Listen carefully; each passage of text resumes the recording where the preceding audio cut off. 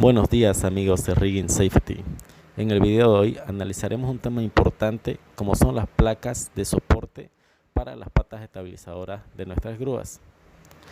Como ustedes sabrán, generalmente estas placas son de madera, ¿no? Y veremos por qué es tan importante el correcto dimensionamiento. Para entender este punto un poquito, vamos a suponer que tenemos un cuerpo con una masa en kilogramos que está sobre un terreno. Este cuerpo, por gravedad, sabemos que el peso se va a ir hacia abajo, perpendicular al terreno. Como sabemos, el peso de este cuerpo se va a distribuir sobre el terreno, pero todo ese peso sobre esa mínima área que tiene como base, que en este caso vamos a suponer que un cuerpo cualquiera que tiene un área como base que es un cuadrado. ¿Ya? Toda esta área, sobre toda esa área se va a distribuir ese peso. Esa área tiene un largo y un ancho. Sobre esa mínima área se va a distribuir todo ese peso del cuerpo. Supongamos que son 500 kilos, ¿no? Entonces, si el terreno es fangoso, se nos va a hundir. ¿Por qué? Porque todo ese peso está concentrado en una mínima área. Y recordemos la ecuación de la presión, fuerza sobre área. La fuerza va a ser el peso y el área va a ser esa área del cuerpo sobre la que está descansando todo el peso, ¿no? Si la presión, si el área es baja, la presión va a subir y se nos va a hundir más fácilmente el cuerpo. Pero ¿qué hacemos? ¿Qué tal si el área base lo agrandamos?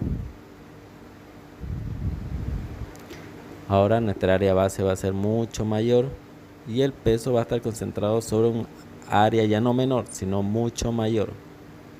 Mucho mayor. ¿Y qué estamos haciendo? Estamos subiendo el área. Sube el área, entonces la presión que va a hacer va a bajar. Porque ya no va a ser sobre un área pequeña. Va a bajar la presión. La masa obviamente sigue la misma. La presión baja. Entonces, si se fijan, área mayor con un área mayor, la presión menor, un área menor, la presión va a ser mayor. Esa es la teoría. Ahora pensemos en un esquiador. Un esquiador, como ustedes saben, es una persona que practica este deporte y camina sobre la nieve, ¿no?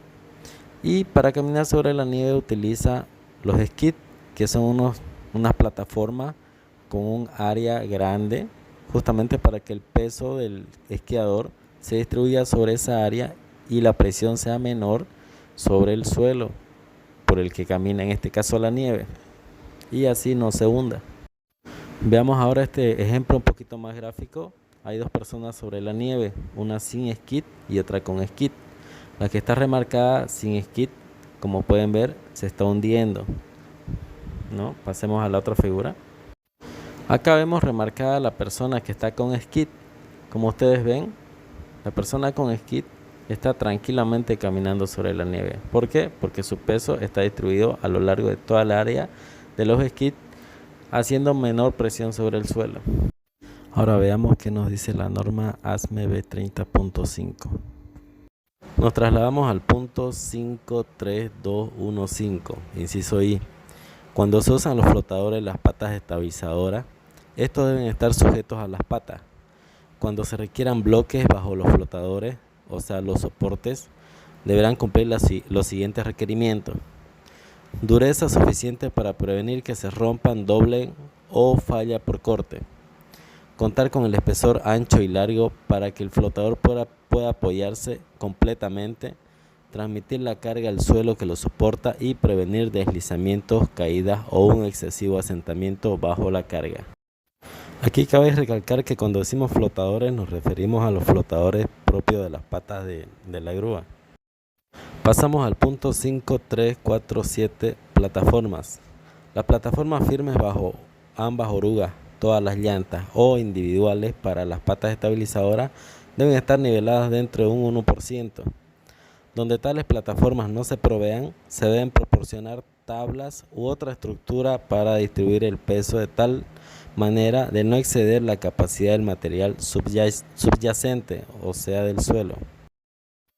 Aquí vemos cómo la capacidad del suelo fue excedida, ¿no?, por el peso de la grúa. Seguramente no fue bien calculado el tema de los soportes. Aquí vemos otros ejemplos, ¿no?, de soporte, ya sea de madera o de algún otro material. En algunos casos para toda la estructura, no solamente para las patas.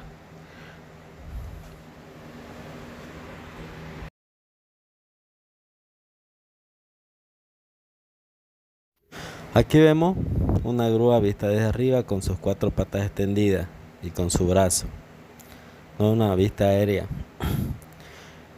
¿Ya?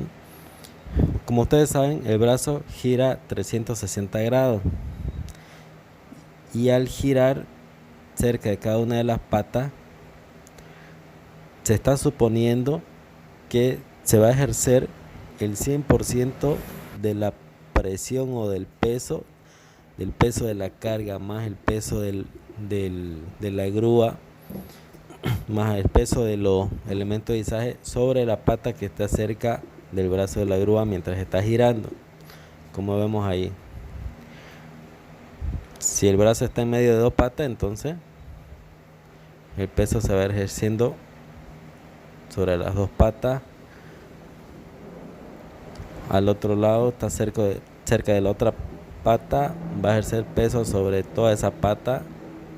Cuando está en medio va a ejercer peso sobre las 2 patas que están al lado, y cuando se acerca a la otra pata ejerce todo el 100% del peso. En resumen a lo dicho anteriormente, el dimensionamiento del soporte de madera, en este caso, se lo va a hacer suponiendo que todo el peso recae sobre una pata. Así que las dimensiones de la tabla van a ser las mismas para las 4 patas, ya que, como dijimos, en algún momento todo el peso va a recaer sobre una de las 4 patas según como vaya rotando el brazo de la grúa. Para obtener la superficie de apoyo nos vamos a valer de esta ecuación: fuerza de apoyo sobre resistencia del suelo. Superficie de apoyo es la superficie de las tablas, ¿no? Fuerza de apoyo va a ser la sumatoria de toda esta fuerza, la de los elementos de izaje, la de la carga y la de la grúa, ¿no? A cada uno le hemos dado una letra, esa superficie de apoyo. El día de hoy, atendiendo a la sugerencia de un suscriptor, vamos a trabajar con el sistema inglés. Ya tenemos el peso de la grúa en libra, el peso de la carga en libra y el de los elementos de izaje en libra. Ya sumamos todos esos pesos, nos da un total de 75.730 libras. De nuestra ecuación ya tendríamos lo que es el dato de fuerza de apoyo. Ahora pasemos a resistencia del suelo. Este dato de resistencia del suelo es la capacidad que tiene el suelo de soportar todo el peso. Eso nos lo tiene que entregar una persona calificada, que puede ser un ingeniero civil. Ya nos toca poner los datos, el peso total sobre la resistencia del suelo, que nos dieron el dato de 50 psi. Vamos haciendo la división. Como vemos, se eliminan las libras y nos queda pulgadas cuadradas. Esa es la superficie de apoyo, pero nosotros ahora queremos saber cuánto es cada lado, entonces sacamos la raíz cuadrada, nos da ese valor y queda de la siguiente forma: la superficie de apoyo en pulgadas cuadradas, toda la superficie de arriba, y el valor de cada lado, 38.917. Si te gustó el video, dale like y suscríbete si es que aún no lo has hecho.